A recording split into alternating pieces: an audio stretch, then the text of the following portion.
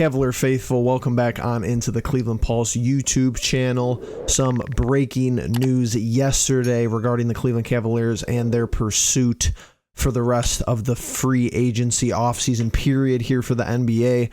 We have reunited with Cleveland's own Larry Nance Jr. Welcome back. Welcome home to Mr. Nance.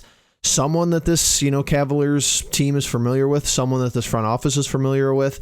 Is Larry Nance Jr. the same guy he was a couple of years ago?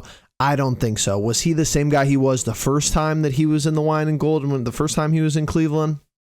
No, absolutely not. But look, he's somebody on a vet minimum.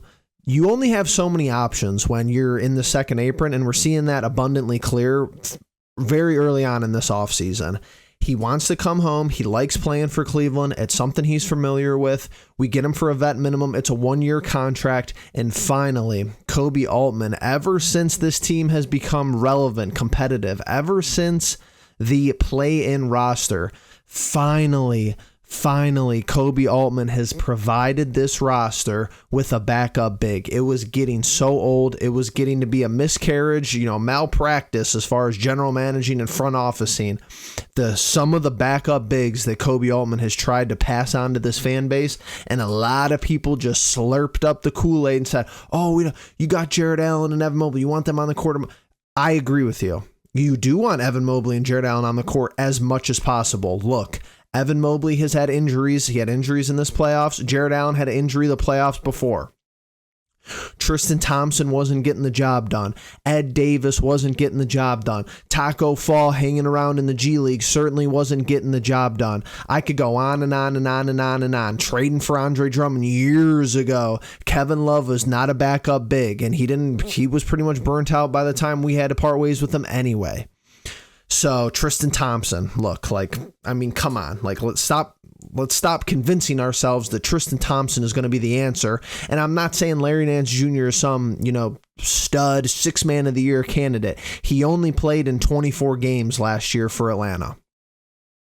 He's another guy like Lonzo Ball where we're taking a swing on him as far as injury concerns, and will he even be available and playable at the end of the year? But the genius in the stupidity of Koby Altman that a lot of people won't talk about. I'll commend Altman for Nance, and I'll commend him for moving to Okoro. You heard it in the last upload. Look, when you've constructed the roster the way you have, where even small moves like this in the second apron make you look good, that should just show the fan base and show analysts across the league that just shows how weak some parts of this team actually were last year, regardless of us being the 1 seed. You saw the final result in the second round against Indy in 5 games. We all witnessed that. But it's look, when I'm coming on here and firing up and recording saying, look, Lonzo hurt is going to be the same level of impact as Okoro healthy. Number one, like I said in the previous upload, no offense, nothing personal to Isaac Okoro. It's just the truth of the matter. If you're not a good basketball player, if you're not a high level NBA caliber talent, you're just not. It's fine. Hopefully you could get there one day.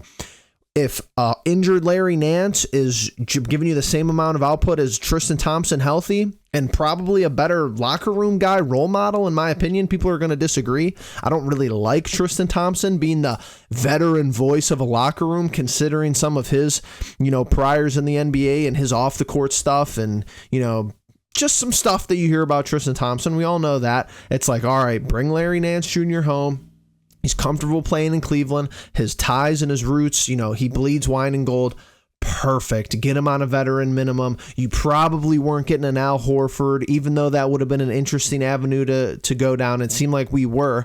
You see the Knicks pay Gershon Yabusele $6 million a year. So it's this guy's getting $12 million for 2 years. You're glad you could get Larry Nance on a minimum. And like I said, is it a gamble? Are you banking on him being healthy? Yes, but you don't need this guy to be a mainstay in the rotation. He needs to give you 10 to 15 minutes a night, and he needs to rebound the basketball. Number one, this is what people don't understand, in my opinion, about the backup big. We need this guy to rebound the basketball. If Evan Mobley is playing soft, if Jarrett Allen is getting bullied, I need someone to come off the bench and be a guy that could spark offensive and defensive rebounding, closing out defensive possessions, giving second chance opportunities to the offense on the offensive side of the court. That is where I want to start with the backup big. Secondly, he is not a bad three-point shooter. This is what startled me looking at, yes, a small sample size, but in 24 games last year, he shot the three-point ball at 44%. So this is a backup big who still could show flashes of athleticism, who could rebound the basketball, who could bang down low, hopefully, if he's not made of glass, and he could stretch the floor with the second unit, with guys like whoever you want to bring off the bench, like a Sam Merrill, like a DeAndre Hunter. This gives you an added sense of shooting that you have not had from the backup big position, like I said, since we started in the play-in tournament. Ed Davis wasn't going out there. Listen up, guys. Jared Allen can't even Jared Allen can't make a shot from the post, let alone anything else. Evan Mobley, he's consistently improving. I think he shot a lot better from the field last year, but it's still something that, hey, you're hoping Larry Nance could come and kind of mentor him to be that guy. Tristan Thompson wasn't going to be that guy. Tristan Thompson, you're lucky he could split 2 free throws at the line at the end of the day. Okay. So another kudos to Altman. But once again, I use this metaphor all the time. If you set a building on fire and then you put out the fire, should you really be commended for putting out the fire at the end of the day? Because look, some areas of this roster, they were on fire, as far as Okoro being unplayable in the playoffs, Tristan Thompson pretty much being a nothing burger, besides the fact that, you brought Tristan Thompson back and he's played a lot of playoff games and veteran experience. What did Tristan Thompson give you besides dunks and some rebounds, if he were to even see the court? I think Larry Nance Jr. is a huge upgrade from that. I think it's to be determined if Lonzo Ball is an upgrade from Ty Jerome. I think right now, after the season we just saw from Ty Jerome, that would be a stretch to say that Lonzo Ball is a clear-cut upgrade, especially with his injury history.